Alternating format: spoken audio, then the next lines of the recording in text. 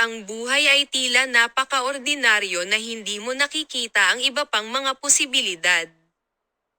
Alamin na ang iyong hindi kasiyasyang pakiramdam tulad ng pagkabigo ay maaaring magdulot sa iyo ng masamang pakiramdam.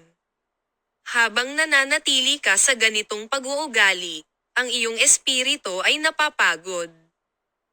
Subukan ng ibang diskarte sa buhay, upang maibsan ang iyong paghihirap tulad ng kaguluhan sa loob at kapaligiran.